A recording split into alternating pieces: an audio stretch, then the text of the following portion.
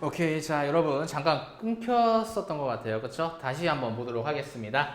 자 보겠습니다. 자 여기까지 봤던 것 같아요. 청강어복 굴삼열을 쫓을지라 라고 나와 있죠. 여기서 굴삼열이라는 것은 어떤 중국에 있었던 지조와 절개를 굉장히 잘 지켰던 역사적 인물이라고 생각하시면 될 것 같습니다. 오케이? 결과적으로 여기서 강남홍도 어떻게 하겠다라는 걸까요? 굴삼열을 쫓겠다라는 것, 즉 지조와 절개를 지키겠다라는 거겠죠. 여기서 지조와 절개를 지킬 수 있는 방법은 뭐밖에 없을까요? 둘밖에 없잖아. 황자사하고 홍랑이 지금 한 배에 같이 있잖아요. 지킬 방법은 이 배에서 떨어져서 죽는 것밖에 없다라는 겁니다. 무슨 말인지 아시겠죠? 오케이. 바라건대 첩이 죽은 후에 신체를 건지지 마라. 죽어도 조결한 땅에 놀게 하소서 하면서 어떻게 했다고요? 몸을 날려서 강으로 뛰어들었다라는 거겠죠. 그러니까 어떻게 했다고요? 오호석제라 라고 나와 있죠. 잠깐만요 여러분. 자, 이 오호석제 라 필경 생명이 어찌 된 거고 이렇게 나와 있죠. 오호석제라는 것은 어떤 사람이 죽을 위기에 처해 있다 라는 의미를 지니고 있다 생각하시면 될 것 같습니다. 자, 그랬을 때 보시면 아시겠지만 이 A의 부분은 누가 말하고 있는 걸까요? 그렇죠. 여기서 A는 서술자가 말하고 있다. 이것을 무엇이라고 한다? 서술자의 개입이라고 한다라는 겁니다. 아까 처음에 말씀드렸던 고전소설의 한 가지 특징이 될 수가 있겠죠. 오케이. 자, 한번 계속해서 보겠습니다. 중량 나와 있고요. 차시 연옥이 홍랑의 죽음을 듣고, 여기서 연옥은 홍랑의 어떤 뭐라고 할까요? 시비라고 생각하시면 될 것 같습니다. 어떤 하인 같은 개념이겠죠. 자, 통곡하고 관문을 두드리면서 말하기를 소녀는 강남홍의 차환이라는 거 하인을 말합니다. 자, 이름은 연옥이라. 홍랑도 부모 친척이 없고 소녀도 부모 친척이 없어 고단한 신세로 노주, 늙은 주인입니다. 오케이? 노주가 상의하여 서로 친한 정이 형제의 고륙과 다름이 없더니 홍랑이 이제 무제의 강중 원혼이 되어 남은 뼈를 거둘 수가 없사오니 원컨대 간력을 빌어 백골을 수습하여 묻을까 하나이다 라고 하니까 자사가 어떻게 했다고요? 그 뜻을 참혹이 여겼다고요. 오케이?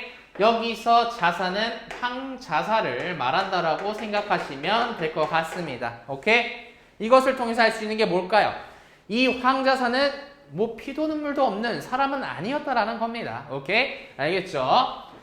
자, 옥이 10여일을 강중에 배회하여 울며 찾으되 종적이 없거늘 할 일 없이 집으로 찾아와 주가와 지전을 갖추어 강상에 초원하고 홍랑이 입은 의상과 폐물을 강중에 던지고 우니 행인 가객과 사공 어부 등이 눈물을 아니 흘릴 리가 없더라 라고 나와 있습니다. 자, 옥이 초원을 맞고 집에 돌아와 보니 적적한 누대에 티끌이 자욱하고 외롭고 쓸쓸한 문전에 거친 풀이 무성하니 전일 풍류에 자취를 물을 것이 없어 다만 문을 닫고 주야로 호곡하며 황성간 창두, 여기 이성 창두는 누구를 말하는 걸까요? 누굴까요? 양창곡을 말하는 겁니다. 아시겠죠? 양창곡을 주야 밤낮으로 기다리더라. 차설 나와 있죠. 차설. 자, 양공자가 황주 창두를 보낸 후 객간에 적적한 심사가 날로 더하여 과일을 기다리더니 마침 조정에 변이 있어 각오를 뒤로 미루니 오히려 몇 달이 격하였는지라 몇 달이 금세 지나가 버렸다라는 거겠죠. 공자가, 여기서 공자는 누구를 말한다? 양공자, 즉 양창곡을 말한다 생각하시면 되고요. 공자가 고향을 생각하고 밤마다 잠을 이루지 못하더니 일일은 서안을 의지하여 한 곳에 이르니 심리강산에 홍련하가, 홍련하, 근데 뭐가 들어갔죠? 홍이 들어갔죠. 그렇죠? 이 홍련하는 결과적으로 누구를 의미한다라고 생각하시면 될까요? 강남홍을 의미한다라고 생각하시면 될 것 같습니다. 오케이? 성계하였건을 한 가지를 꺾고 자다가 호련 강풍이 대작하여 물결이 일어나며 꽃가지가 꺾어졌다. 이거는 뭘 나타내는 걸까? 강남홍이 발음이 안 되네요, 여러분. 죄송합니다. 강남홍이 죽었다라는 것을 여기서 암시하고 있는 거겠죠. 오케이. 꽃까지 꺾어져 강중에 빠지니 아까 꼬놀라 소스라쳐 깨달으니 남가 일몽이라는 거겠죠. 남가 일몽이라는 거. 결과적으로 뭘 말하는 겁니까? 이 양창곡이 봤던 광경은 다 무엇이었다? 꿈이었다라는 거겠죠. 오케이? 자, 근데 여기서 여러분 잘 기억하셔야 될 게 뭐냐면은 여기서의 이 꿈은 판몽구조의 그 꿈에 해당되는 게 절대 아닙니다. 아시겠죠? 그냥 단순한 꿈입니다. 자, 그리고요. 이 꿈을 통해서 무엇을 우리가 알 수 있다? 강남홍이라는 여성이 죽었구나. 죽음을 암시한다라는 거겠죠. 오케이? 일단 여기까지 여러분들 잘 기억을 해주셨으면 좋을 것 같고요. 자, 계속해서 보도록 하겠습니다. 마음에 상스럽지 아니하여 하더라 라고 나와 있고요. 수일이 못하여 호련, 향주, 창두가 이르러 홍랑의 서간을 들이니 공자가 반겼대요. 보니 하였으되 이제 여기서부터는 강남홍이 양공자에게 보낸 어떤 서신의 내용이 나와 있다 생각하시면 될 것 같습니다. 봅시다. 자, 천첩 강남홍은 일봉 서차를 양상공께 올리나이다. 첩의 명도가 기박하여 이제 방명하다라는 거겠죠. 기박하여 어려서 부모의 교훈을 모르고 자라서 몸이 청루에 의지하여 청루의 천한 몸이여 군자의 버림배라. 오직 일편 고시이니 한번 지기를 만나 청산 녹수에 품은 소회를 의논하고 영문백설에 감춘 바 시부를 화답하여 평생의 소원을 이룰까 하였다니 결과적으로 여기서 평생의 소원이라는 건 뭘까요? 평생의 소원이라는 건 뭘까요? 그냥 단순히 생각하시면 됩니다. 청산 녹수를 논했다라고 나와 있죠. 자연 친화적으로 살아가겠다라는 거였어요. 애초의 생각은. 그쵸? 그런데 어떻게 된 거야? 뜻밖의 공자를 만나게 돼버린 거예요. 양공자를. 그럼 어떻게 될까요? 에이, 자연 친화? 그거 뭐 중요하지 않겠죠. 양창곡과 사랑을 이루는 게 더 중요하게 이제 생각이 되는 겁니다. 오케이? 자, 공자를 만나 흉금이 상조함에 강비의 해패함을 교직하고 건지를 소임함을 허하샤 첩으로 거두심을 기약하시니 군자의 말씀이 금속 같으심에 천첩이 하해같이 바라삽더니 누가 시기했어요? 조물이 시기하고 철지 신령이 방해를 했다라는 겁니다. 결과적으로 여기서 조물과 천지 신령은 무슨 대상으로 나올까? 원망의 대상으로 나온다라는 거겠죠. 오케이? 소주자사 황공이 망망음탕한 마음으로 창기를 천대하여 이해로 달래며 위세로 겁박하고자 하여 압강정 남은 풍파가 전당호에 이르렀으니 5월 5일 천중지절의 경도회를 이름하며 첩을 격받고자 하니 간신히 부지하는 목숨이 세장 속에 무엇이다 세요. 그물 속에 물고기라는 거겠죠. 여기서 새와 물고기는 무엇이라고 볼 수 있을까요? 앞에서 봤었죠. 그렇죠? 여기서 새와 물고기는 이 강남홍과 동일시되는 대상이다. 오케이? 동일시되는 대상이라는 거 다시 말해서 객관적 상관물이다 라고 볼 수 있고요. 당연히 객관적 상관물이면서 강남홍과 같은 감정을 지니고 있는 대상으로 나오기 때문에 감정이입의 대상에 해당이 된다. 오케이, 여기까지 기억하시고요. 자, 물고기라 지척청파에 몸을 던져 죽는 선비를 쫓으려 하나 명부산 뒤에 오는 행위를 보지 못하니 결과적으로 지척청파에 몸을 던져 죽는 선비를 쫓아서 나도 죽으려고 했다라는 거죠. 결과적으로 죽었고요. 근데 내가 뭘 못 봤다라는 거야? 망부산 뒤에 오는 행위를 보지 못하고 죽었다라는 겁니다. 여기서 행위는 누구를 의미한다라고 생각하시면 될까요? 양창곡을 의미한다라고 생각하시면 될 것 같습니다. 오케이? 결과적으로 내가 죽기로 마음을 먹었는데 양창곡을 보지 못한 것에 대해서 안타까움이 이제 나타나고 있는 거겠죠. 오케이?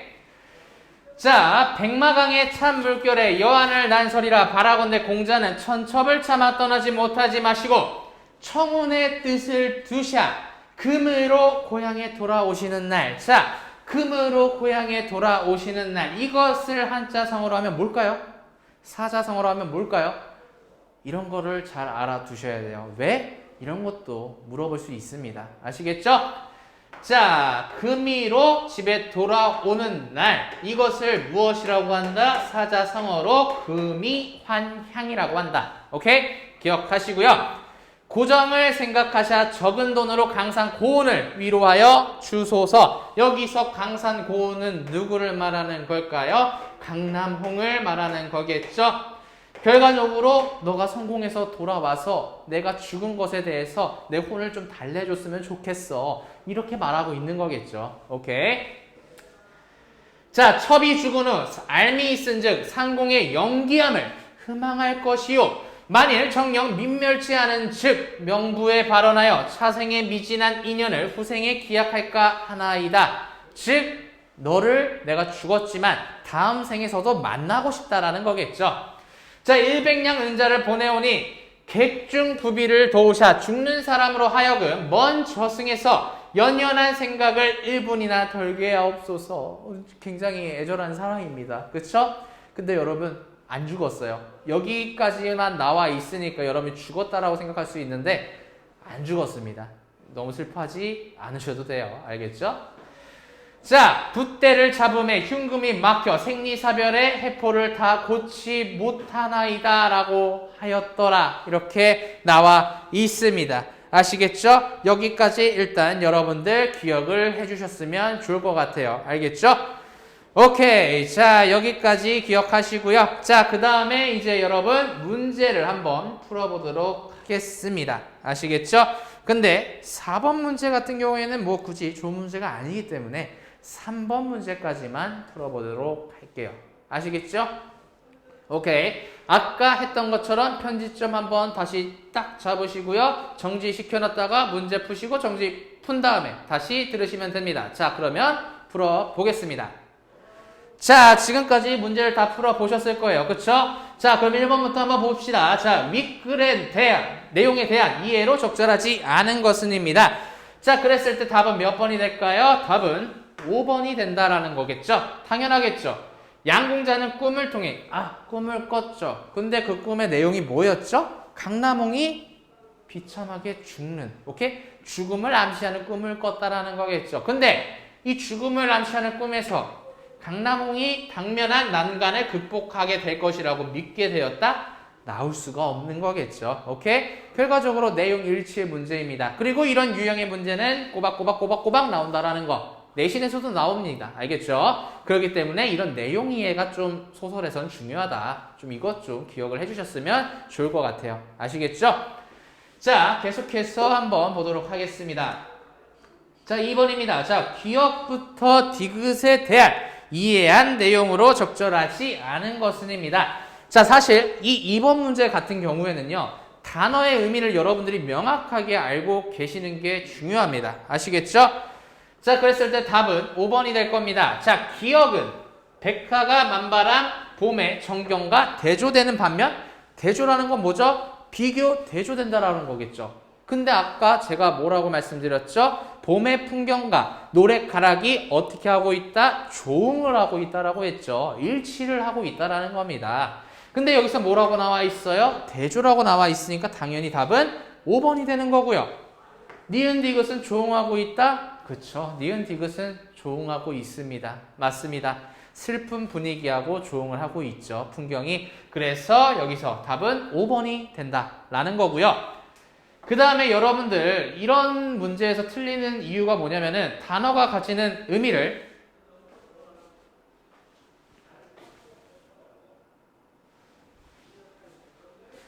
죄송합니다, 여러분. 배터리 부족이라고 떴었죠? 그렇죠? 죄송해요. 자, 다시 볼게요. 빨리 끝내도록 하겠습니다. 자, 여러분들이 여기서 이제 틀리는 이유는 뭐냐면은 단어의 의미를 여러분들이 명확하게 잘 모르기 때문입니다. 사실 모른다고 하기보다는 문제를 빨리 풀어내려고 하다 보니까 이 단어가 가지는 의미를 제대로 캐치하지 못하고 다른 의미로 생각을 해버리게 된다는 거겠죠. 그러한 관점에서 봤을 때 여러분들이 기억하셔야 될 단어 두 가지 뭘까요? 지향과 지양입니다. 오케이? 지향이라는 것은 무엇을 말하는 걸까요? 어떠한 대상을 쫓는다라는 의미를 가지고 있고요.